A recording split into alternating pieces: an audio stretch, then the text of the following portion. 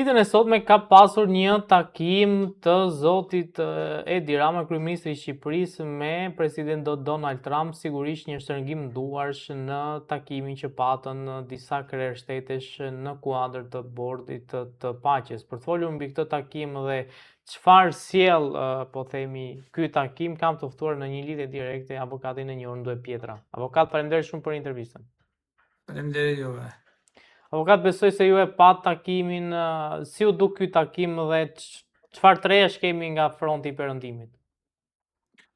Po, ky takimi është një domethënie që godet pra ma shumë opozitën, sepse deri tani kanë bë dër që nuk do takohet e nuk ka lidhje me këtë punë, është i thirrur, nuk është i thirrur, do historina nga më të ndryshme. Tregon ma shumë se kur gjë që opozita nuk është në pozitat e duhura. Pra çka do thotë që unë menimi im gjithmonë, nëse nuk largohet nga kjo skenë politike Sali Berisha, ne do vujmë ta jetën me Edi Ramën.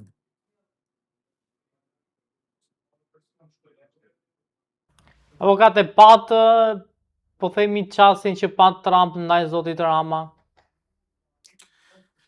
Po tani, sido që ta ketë menimin, ajo është sipërfaqësore takimi përballë, nuk ka lidhje me asnjë gjë tjetër, vetëm me pritje dhe respektin që u bën gjithë udhëhesëve të shteteve, pavarësisht nëse ai ka apo nuk ka rezerva të tija për shtetin shqiptar dhe për qeverisjen ose korrupsionin që është në Shqipëri.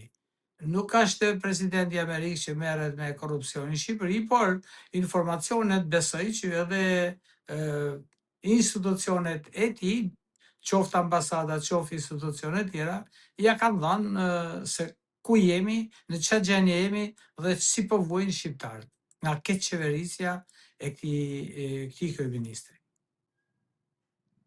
Në fjalimin e tij që pati zoti Rama në bordin e paqes, ngriti dhe shqetësimin se çfarë po ndodh me komandantët e UÇK-s në Hag. Ai kërkoi lirimin e tyre duke thënë se po i bëhet një padrejtësi shumë e madhe. Ne si shoqat avokatëve antikorrupsion jemi drejtuar më parë para një 6 muajsh dhe kemi kërkuar që të bëjmë takim me Thaçin edhe të tjerët. Dhe plotësuam edhe formular siç i kërkoi ligji atje dhe akoma nuk kemi marrë një përgjigje. Mendimi jon për ta është që kam thënë edhe në një tjetër intervistë, në qoftë se do dënohen, duhet dënohet edhe NATO-ja, sepse është i vetmi institucion që bëri të njëjtën gjë siç bëni Thaçi e tjerë. Tani figura e Thaçit dhe atyre tjerëve ma shumë po nxihet nga bashk adhetarët e tij se sa nga opinioni botror. Dihet ajo që ata luftuan për lirinë e Kosovës. Tani, edhe po të hash buk, dramca do të bash, në kuptimin e fjalës. Çka do thotë që mund të ketë pas diçka, por jo se ata mund të rrinë dhe mund dënohen me ato dënime marramense. Por nuk ka vlerë fare, këtu jemi para dy fakteve, ose pafajësi ose dënim. Ne jemi për pafajësi, thjesht nga mënyra se si është trajtu. Pra, trajtimi i tyre ishte shumë çnjerëzor, ishte i pa llogaritur, por duhet të themi që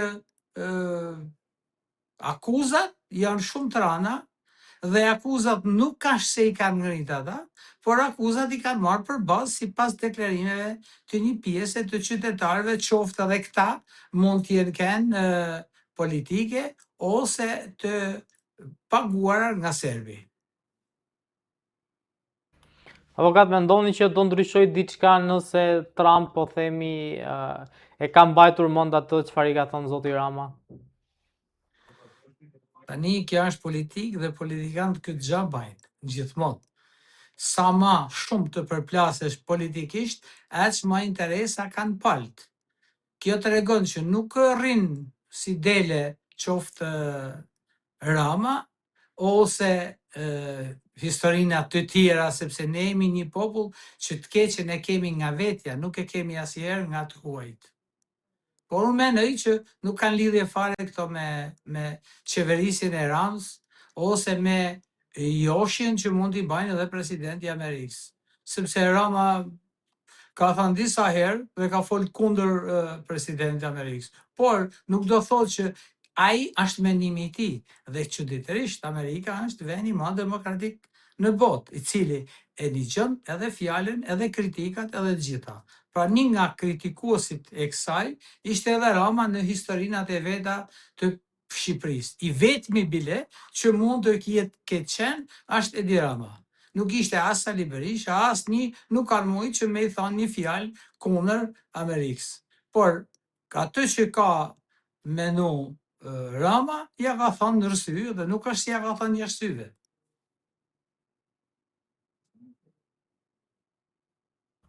Avokat, sa do ndikoj kjo vizitë e Ramës në Shtetet Bashkuara të Amerikës në politikën e brendshme shqiptare? Po nuk lan, këtu ke dy rryma, një majtas, një djathtas. Dhe e kam thënë disa herë, të gjithë ata që dolën me pretendimin kundër Berish janë gjithë personat të futur nga Rama. I pagun Rama edhe ata, edhe atë rojen e bodyguardin e tek kryeministria, Rama i pagun. Pse do na thonë ata që jo? Gjitha këto veprime janë tyre. Edhe po të them edhe gjë tjetër, që gjithë politika në Shqipëri është bashkë për interesat e tyre. Nuk janë për popullin, po të dy janë një. Qoftë Rama, qoftë Berisha, qoftë gjithë bashkë janë.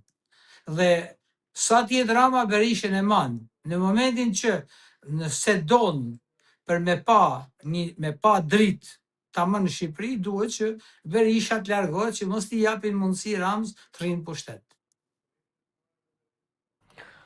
Avokat, çfarë po ndodh me Spakun dhe a do kemi arrestime të bujshme ditën në vijim?